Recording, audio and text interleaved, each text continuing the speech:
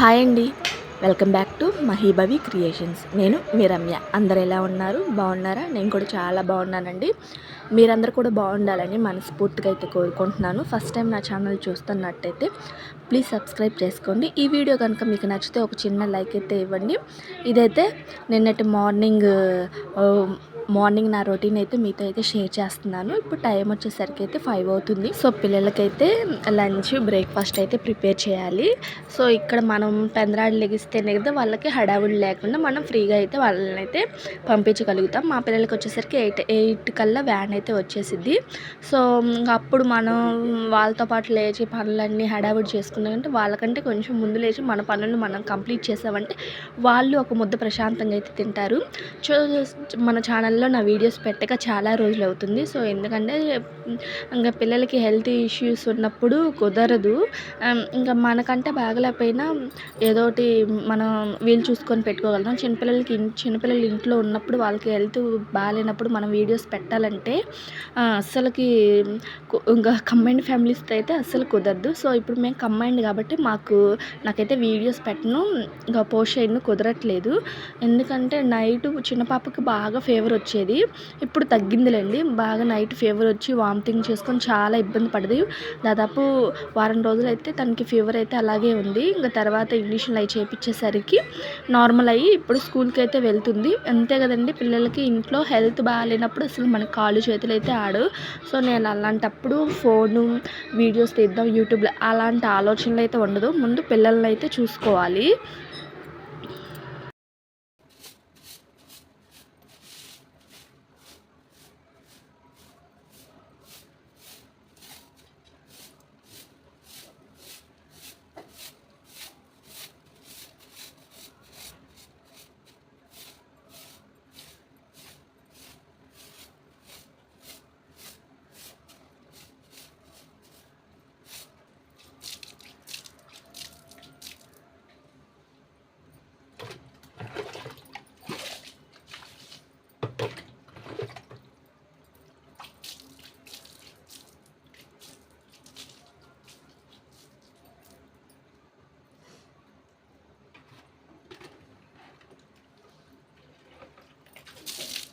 రాత్రి టిఫిన్ తెచ్చిన పెద్ద టిఫిన్ కాలకే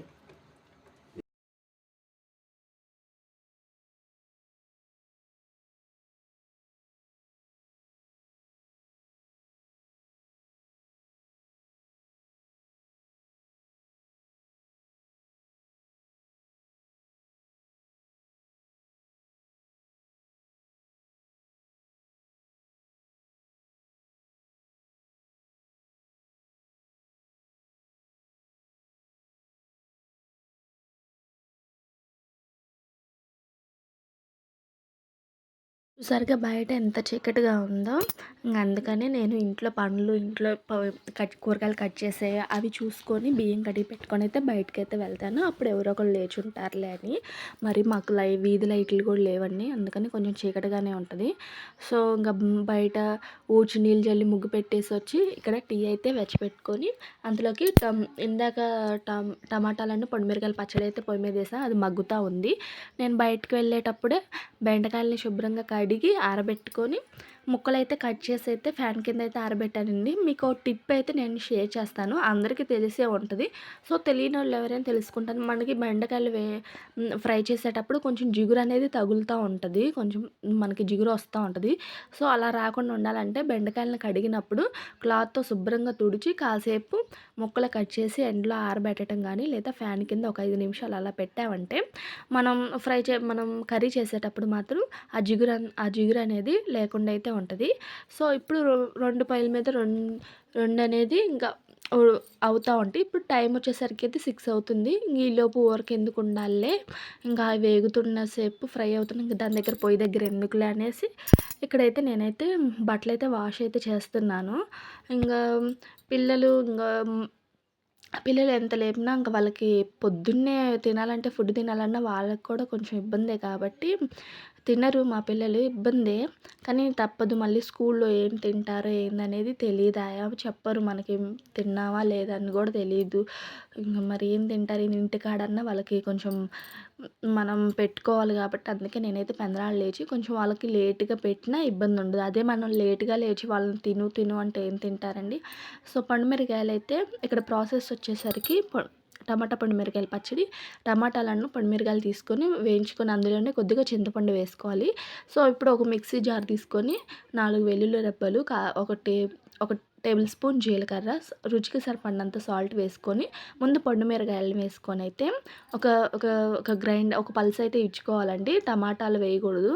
ముందు పండుమిరకాయలు వేసుకొని ఒక పల్స్ ఇచ్చుకున్న తర్వాత టమాటాలు వేసుకొని ఒక పల్స్ ఇచ్చుకోవాలి. మరీ మెత్తగా గంధంలా గాకుండా లైట్‌గా మనం రోట్లో నూరుకునేంత అలా లైట్‌గా పల్స్ అయితే ఇచ్చుకోవాలి. మాకు రోలు ఉంది గానీ ఇంక ఈ టైంలో అయితే లేట్ అవుతుంది. ఇంక రోట్లో పచ్చడి నూరుకుంటే కొంచెం ఆలస్యం గదా పచ్చడి నూరటం అనేది. సో, మళ్ళీ పిల్లలకి నీళ్ళు కాగబెట్టాలి. చాలా పనులున్నాయి. మా పిల్లల్ని ఇప్పటి నుంచి లెగువమ్మ అని లేపితేనే ఒక హాఫ్ అన్ అవర్‌కి అయితే లెగుస్తారు. 6కి అలా లేపితేనే 6:30కి అలా లేపుతారు. లేపి విసుగైతే వచ్చిద్ది. పెందలాడే పడుకుంటారు. లేవాలంటే బద్ధకం పిల్లలకి. అంటే ఇంక మనకు గూడా అలాగే ఉంటదనుకోండి. వాళ్ళు ఎంత పిల్లలండి ఇప్పుడే.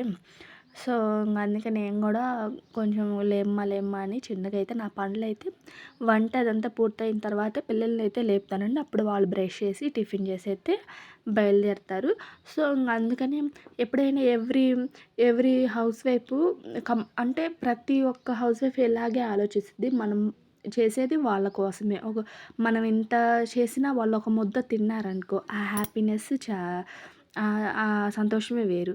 అదే వాళ్ళు తినకుండా ఉంటే మనం ఎంత చేసినా ఉంటది. మనం ఈ టైంలో ఏసినా వాళ్ళు కాస్త తింటుంటే మనకి చాలా సంతోషంగా అయితే ఉంటది. తినాలంటే వాళ్ళకి పొద్దున్నే తినాలన్నా కొంచెం పిల్లలకైతే ఇబ్బందిగా ఉంటది.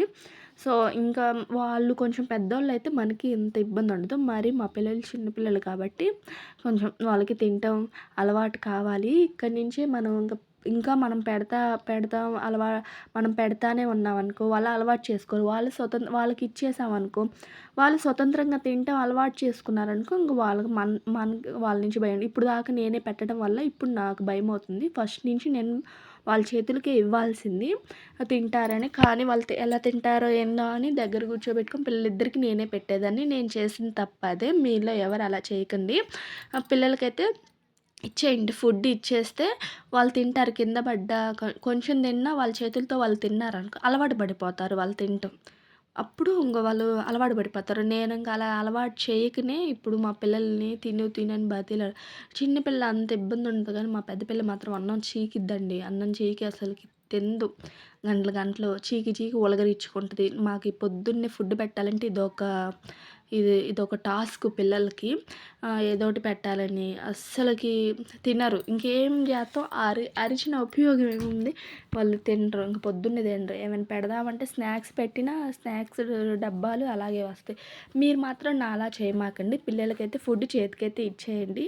కింద పడినా పర్లేదు. కింద పడేసినా వాళ్ళే తినటం అలవాటైతే చేసుకోవాలి. వడదే కాబడు విద్యారంభం పరిశామి సిద్ధమవుతుమే సదా. హాయ్ చెప్పండి.